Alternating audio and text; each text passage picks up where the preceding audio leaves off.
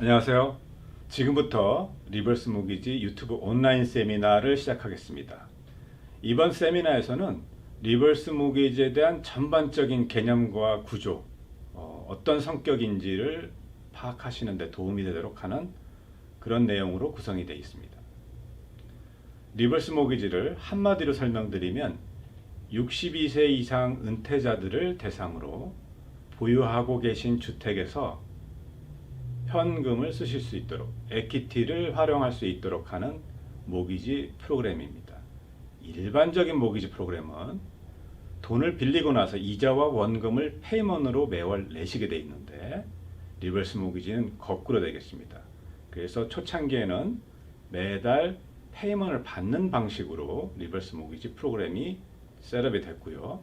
그 다음에 현금으로 받는 방식을 여러 가지로 나누어서 프로그램을 활용하고 있습니다. 이 부분에 대해서는 나중에 따로 설명을 드리겠습니다.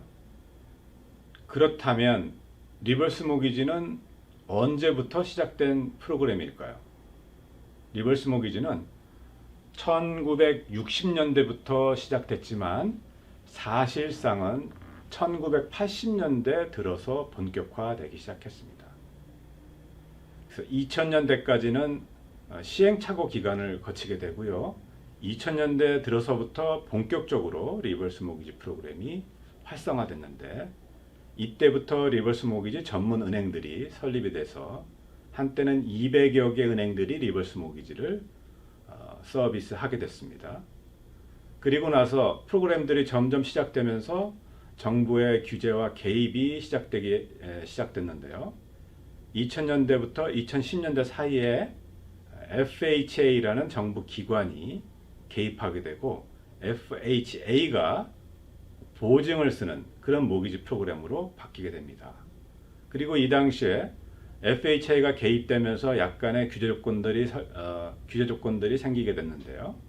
첫 번째는 리버스 모기지를 받는 렌더의 피를 제한하는 그런 내용이 신설이 됐고요. 두 번째는 FHA 보증을 강화하는 프로그램들이 또 보완이 됐습니다. 그리고 세 번째는 리버스 모기지 프로그램에 대한 이해를 돕기 위해서 카운셀링이라는 제도를 만들었습니다. 2000년대 들어서부터는 리버스 모기지의 카운셀링은 꼭 거쳐야 되는 관문으로 그렇게 만들어졌습니다. 잘 아시다시피 2007년 서브프라임 전까지 2005년에서 2008년까지 리버스 모기지도 일반 모기지와 마찬가지로 가장 피크를 이뤘는데요. 이 당시에는 연간 7만에서 10만 건의 리버스 모기지 신청들이 이루어졌습니다.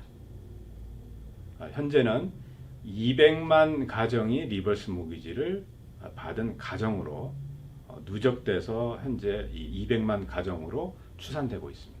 이렇게 우리가 변천사를 잠깐 살펴봤는데요. 서프라임 사태를 거치면서 정부에서 약간의 보완책을 내놨는데요. 몇 가지가 있습니다. 첫 번째는 리버스 모기지로 럼섬, 즉 일시불로 모든 돈을 다 찾아가는 것을 완충작용을 좀 집어넣었습니다. 이거를 First Year Rule이라고 그러는데요.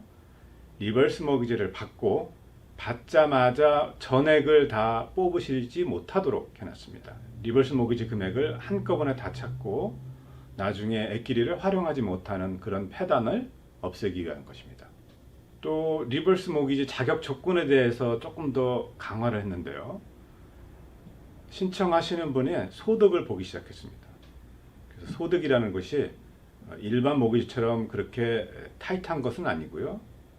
이 집을 유지할 수 있는 정도의 소득을 요구하게 됐습니다. 그래서 이걸 Financial Assessment이라고 그러는데, 이 Financial Assessment을 통해서 리버스 모기지 대상자도 한번 거르게 됩니다. 그래서 너무 소득이 없으신 경우, 이 소득 중에는 소셜연금과 금융자산, CD, 체킹 어카운트 모든 것이 다 포함되는데, 이 인컴이나 자산이 없으신 경우에는 리버스 모기지도 불가한, 어렵게 정부가 규제를 만들어 놨습니다. 그래서 리버스 모기지를 통해서 디폴트가 발생하는 것을 최대한 줄이는 데 목적을 두고 있습니다.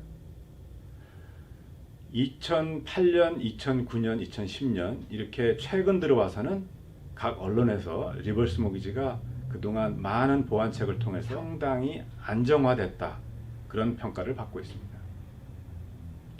그러면 리버스 모기지의 자격 조건에 대해서 한번 설명을 드리겠습니다. 리버스 모기지 자격 조건, 첫 번째는 연령 제한이 있습니다. 부부 두 사람 중 한 사람이 62세가 넘으셔야 됩니다. 62세가 안 되신 분은 리버스 모기지 신청하실 수가 없게 되어 있고요. 두 번째로는 프로퍼티, 갖고 계신 집의 자격 조건이 있습니다. 그래서 싱글 패밀리는 제한 없이 리버스 모기지를 받으실 수 있고요. 유닛도 4유닛까지 가능합니다. 다만 그 집에 거주해야 되는 그런 조건이 있습니다. 렌탈 프로퍼티는 리버스 모기지 대상이 될 수가 없습니다. 콘도미니엄에 대해서 약간의 좀 어려움이 있다, 이런 평가가 있는데요. 콘도미니엄은 FHA 어프로브된 콘도만 리버스 모기지가 가능합니다. FHA 어프로브된 콘도는 그 콘도의 HOA 어소시에이션에서 확인하실 수 있습니다. 어소시에이션에서 확인하실 수 있는데, FHA 어프로브된 콘도냐라고 물어보시고 그렇다고 그러면 리버스 모기지가 가능하십니다. 그 다음에 세 번째로는 인컴과 크레딧 히스토리에 대한 내용입니다. 인컴은 그 집을 유지할 수 있는 최소한의 인컴이 있어야 됩니다. 인컴은 아까 말씀드린 대로 소셜 인컴, 각종 연금 인컴, 그리고 금융자산, 예를 들어서 CD나 체킹 어카운트, 세이빙 어카운트, 스탁, 그 다음에 연금을 갖고 계신 것들, 생명보험 캐시밸류가 있는 것들, 이거 모두 다 인컴으로 환산할 수 있습니다. 마지막으로 그 집에 액기리가 많은 경우에도 인컴으로 환산할 수 있기 때문에 그것들과 상담이 좀 필요하십니다. 에퀴티에 대한 조건인데요. 에퀴티가 너무 적으시면 리버스 모기지가 불가합니다. 에퀴티가 적은 부분에 대해서는 이해를 못 하시는 경우가 있습니다. 뭐냐 하면, 첫 번째 그 오해의 근본을 따져보면 무엇이냐 하면은, 리버스 모기지를 받으면 그 집의 소유권이 은행으로 넘어가는 것으로 알고 있습니다.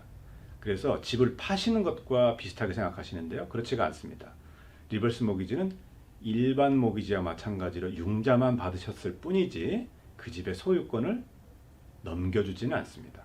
그렇기 때문에 예를 들어서 60만 불짜리 집인데 60만 불의 리버스 모기지가 왜 안 나오느냐, 이렇게 생각하실 수가 있는데 그렇지가 않습니다. 융자와 똑같기 때문에 그 집의 퍼센테이지를 대비해서 리버스 모기지 금액이 결정됩니다.